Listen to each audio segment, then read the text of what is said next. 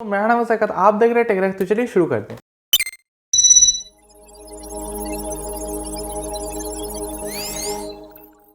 यार आज के वीडियो में हम बात करेंगे कि आप कैसे प्रोग्रामिंग सिंटैक्स को बहुत ही आसानी से याद रख सकते हैं। यहाँ पर मैं याद रखने का मतलब रटना नहीं कह रहा हूँ कि आप बस प्रोग्राम को रट रहे हैं और उसके बाद जाके उसको एज इट इज़ कॉपी में लिख रहे हैं या फिर कोड में लिख रहे हैं। तो यार वो चीज़ मैं आपको नहीं कह रहा हूँ, मैं आपको बता रहा हूँ कुछ ऐसे टेक्निक जिसकी मदद से आप अगर कोई भी एक प्रोग्राम को देखेंगे तो आप समझ जाएंगे कि यार इसमें लिखा क्या है, और आप मतलब थोड़ा सा याद रख पाएंगे कि उस प्रोग्राम में हुआ क्या था।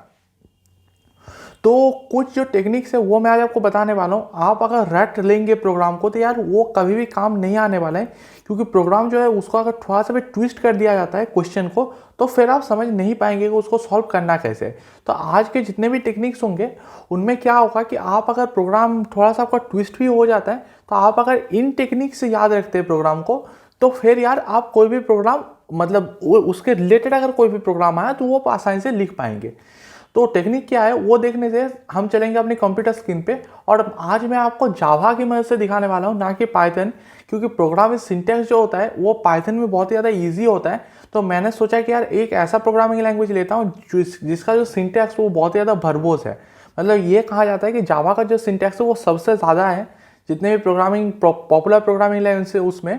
तो मैंने सोचा कि यार जावा से ही आपको एग्जांपल दिखा देता हूँ ताकि आप पाइथन में भी इसको इम्प्लीमेंट कर पाओ, और जितने भी प्रोग्रामिंग लैंग्वेज C++, जावास्क्रिप्ट जो भी है यार उनमें आप इम्प्लीमेंट कर पाओ।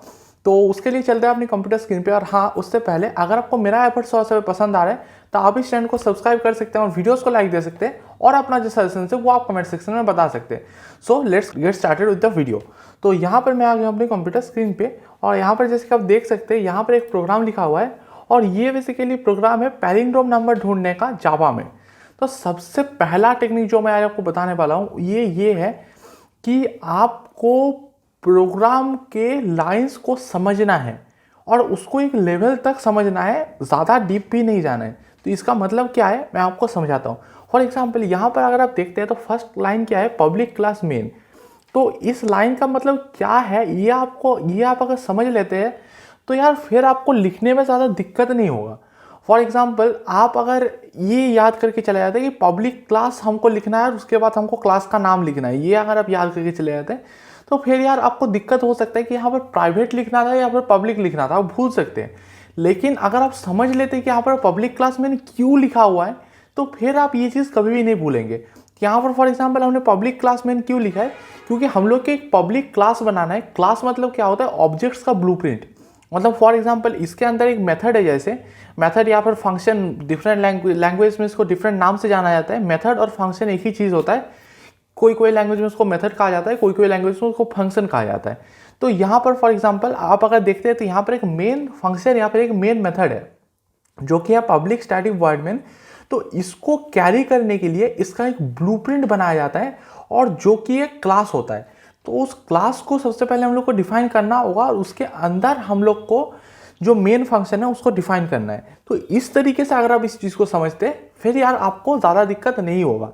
तो ये फर्स्ट टेक्निक था।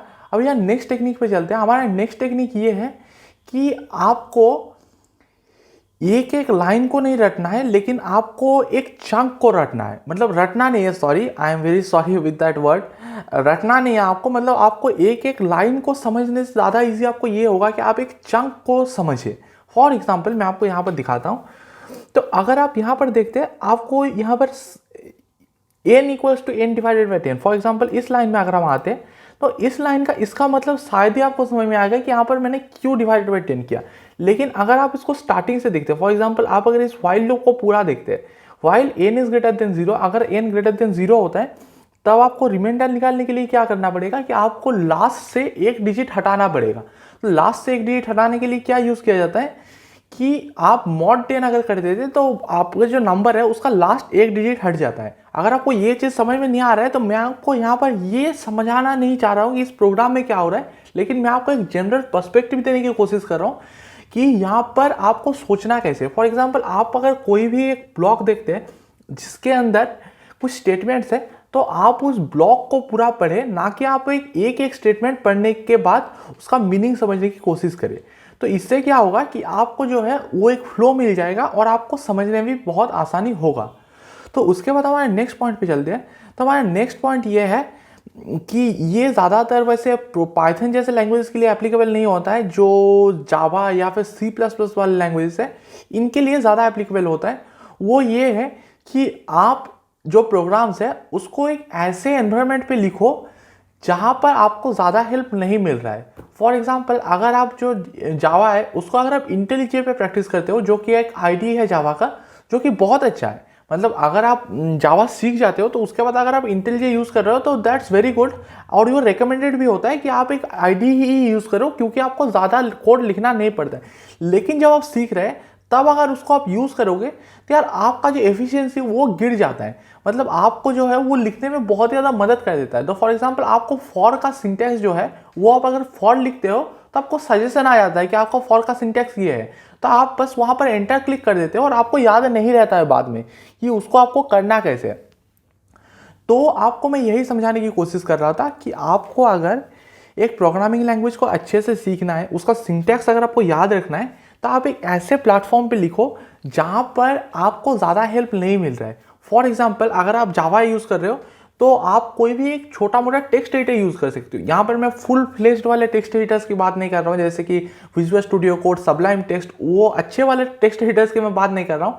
आप नोटपैड प्लस प्लस पे लिखो, या फिर अगर आप बिल्कुल अच्छे से जावा को सीखना चाहते हो तो ब्लूजे नाम का एक आईडी आता है, जो कि आईडी बहुत ज़्यादा तो नहीं है, मतलब उसमें बहुत सारे एडवांस फीचर्स नहीं है, तो आप कुछ कुछ वैसे यूज़ करो। या फिर अगर आप सी प्लस प्लस सीख रहे हो तो आप विम यूज़ कर सकते हो, और अगर आप पाइथन सीख रहे हो तो आप पाइथन का आइडियली यूज़ कर सकते हो। तो इस तरीके के प्लेटफॉर्म्स जहाँ पर आपको ज़्यादा हेल्प नहीं मिलते, वहाँ पर अगर आप कोड करते हैं तो आपको ज़्यादा अच्छा रिजल्ट मिलता है और आप ज़्यादा आसानी से उस प्रोग्रामिंग लैंग्वेज को सीखते हैं।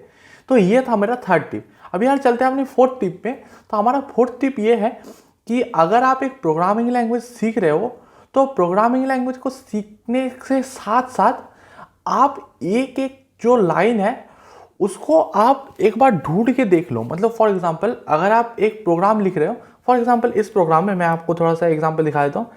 फॉर एग्जांपल, यहाँ पर मैंने वॉइड लिखा है, void main, public static void main.